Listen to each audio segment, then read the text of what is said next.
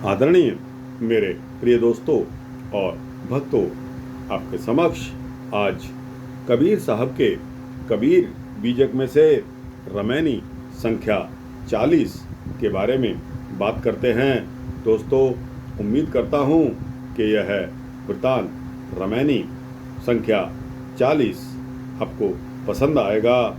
इसका पहले गायन करेंगे, उसके पश्चात इसका भावार्थ आपके समक्ष रखा जाएगा।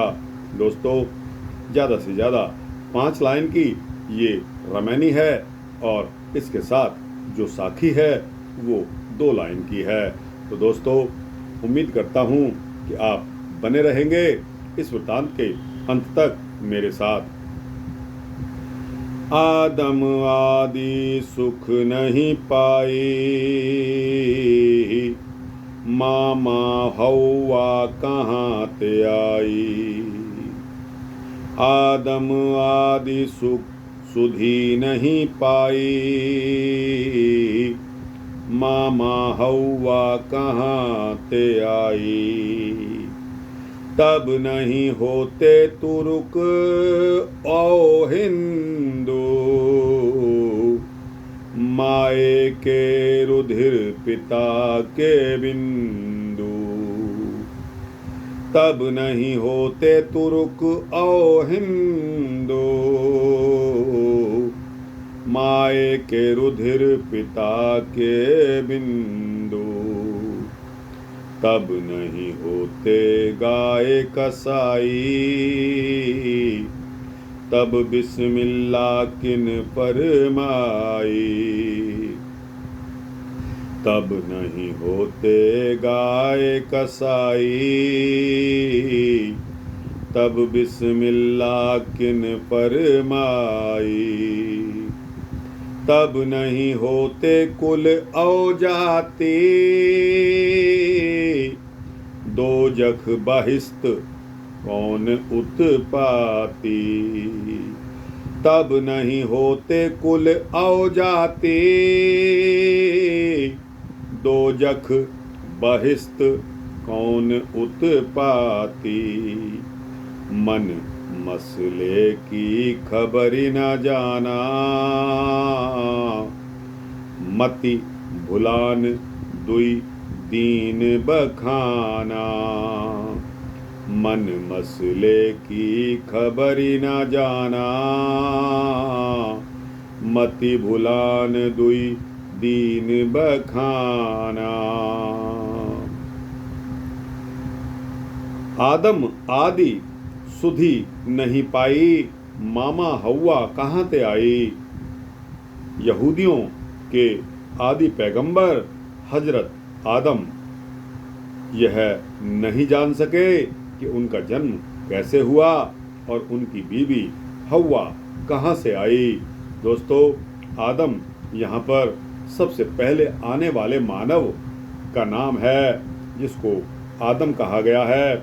यहूदियों के आदि पैगंबर हजरत आदम को इतना भी पता नहीं लग सका कि उनका जन्म किस तरह हुआ है और उनकी बीवी हौवा कहाँ से आई।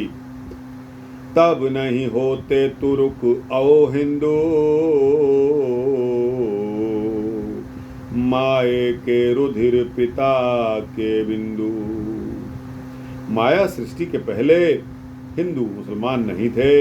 उस समय माता का रक्त यानी कि रज और पिता का वीर्य नहीं था।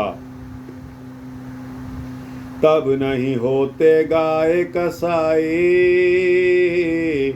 तब बिस्मिल्लाह किन फरमाई।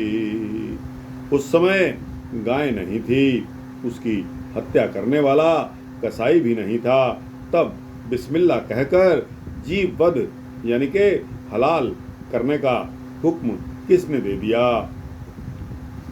तब नहीं होते कुल औ जाति, दोजख बहिस्त कौन उत्पाती। उस समय कुल और जातियां भी नहीं थी, विधि और निषेध क्रियाएं भी नहीं थी। तब स्वर्ग और नरक यानी के बहिस्त और दोजख, जिनको स्वर्ग और नरक कहा गया है, स्वर्ग और नरक जाने की बात का उत्पात किसने खड़ा कर दिया? तब नहीं मन मसले की खबर न जाना, मति भुलान दुई दीन बखाना। उस समय चतुर लोग के मन से गढ़ी हुई कहानी को सामान्य लोग नहीं समझ सके। उनकी वाणी में उन्होंने विश्वास कर लिया। लोग उनके भूले मार्गदर्शन में भटक गए। हिंदू मुसलमान दोनों अपने अपने ढंग से अलग अलग धर्म उन्होंने मान लिए। उन दोनों समुदायों की बुद्धि भ्रमित हो गई। दोस्तों, रामायणी संख्या 40 यहाँ समाप्त होती है। अब सिर्फ 2 लाइन की साखी आपको पहले उसका गायन करके सुनाऊंगा, उसके पश्चात उसका भावार्थ सुनाऊंगा। संयोगे का गुण रबै, बिन जोगे गुण जाय, जिभ्या स्वाद के कारणे कीन्हे बहुत उपाय। दोस्तों, आजकल क्या हो रहा है कि अपने घर में बना हुआ भोजन लोगों को स्वाद नहीं आता, लोगों के गले में नहीं उतरता। लोग क्या करते हैं? लोग आज तरह तरह के बनावटी खानों के चक्कर में, स्वाद के चक्कर में, जिभ्या के स्वाद के चक्कर में इधर उधर भटक रहे हैं और अपना समय बर्बाद कर रहे हैं, अपना शरीर भी बर्बाद कर रहे हैं। तो दोस्तों, यह साखी हमें बताती है, संयोगे का गुण रबै, बिन जोगे गुण जाय। संयोगे का गुण रबै, बिन जोगे गुण जाय, जिभ्या स्वाद के कारणे कीन्हे बहुत उपाय। जिस परमात्मा से सृष्टि पैदा हुई है वे परमात्मा सत्य हैं। उनसे मिलने के लिए सत्संगति करने पर सद्गुण बढ़ता है, उन्हें बुलाने पर सद्गुण नष्ट हो जाते हैं। वे सत्य हैं और अवगुण जागृत हो जाते हैं। जिह्वा स्वाद के स्वार्थी लोग धर्म और मजहब का सहारा लेकर बलिदान और कुर्बानी जैसे हिंसक कर्म को धर्म मान लेते हैं। जानवरों का मांस, मछलियों को मारकर खाने के लिए इन लोगों ने अनेक उपाय कर लिए हैं। जिह्वा का स्वाद दोस्तों हमें मजबूर कर देता है कि हम इस संसार में आकर कष्ट और पाप हम अपने उनका संचय कर लेते हैं, अपने खाते में पापों को जोड़ते चले जाते हैं।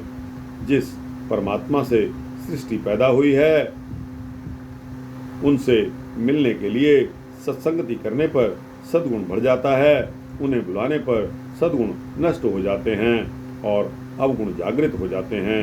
जिह्वा स्वाद के स्वार्थी लोग धर्म और मजहब का सहारा लेकर बलिदान और कुर्बानी जैसे हिंसक कार्यों में अपना उसको धर्म मान लेते हैं और जानवरों का मांस और मछलियों को मारकर खाने के लिए इन लोगों ने अनेकों उपाय कर लिए हैं। यानी कि बहाना चाहिए जीवा के स्वाद के लिए, किसी तरह भी हमारी जीभ का स्वाद बनना चाहिए, चाहे हम उसको कुर्बानी कहें दोस्तों या उसको बलिदान कहें। किसी भी धर्म में किसी जीव को मारकर खाने का प्रावधान नहीं रखा गया है। यह हमारी सब बनावटी सोच हैं जिनके तहत हम अपने स्वादों की संतुष्टि करते हैं, अपनी जिह्वा को संतुष्ट करते हैं। तो दोस्तों अल्टीमेट हम अपने पापों का संग्रह करके उसे अपनी पूंजी को बर्बाद करते चले जा रहे हैं। कबीर साहब का ऐसा कहना है। तो दोस्तों यह रामायणी संख्या यहाँ 40 यहाँ समाप्त होती है। आपको कैसी लगी? अच्छी लगी हो तो इसको लाइक और शेयर कीजिए अपने दोस्तों, भक्तों, मित्रों, जिज्ञासुओं के पास पहुंचाइए। कमेंट सेक्शन में जाकर अपनी राय अवश्य दीजिए। आपकी राय मेरे लिए बहुमूल्य है। दोस्तों, इस चैनल को सब्सक्राइब कर देंगे तो आपको इसी तरह के सूक्ष्म भक्ति वृत्तांत मिलते रहेंगे। जय सद्गुरु कबीर साहब। जय सद्गुरु कबीर साहब।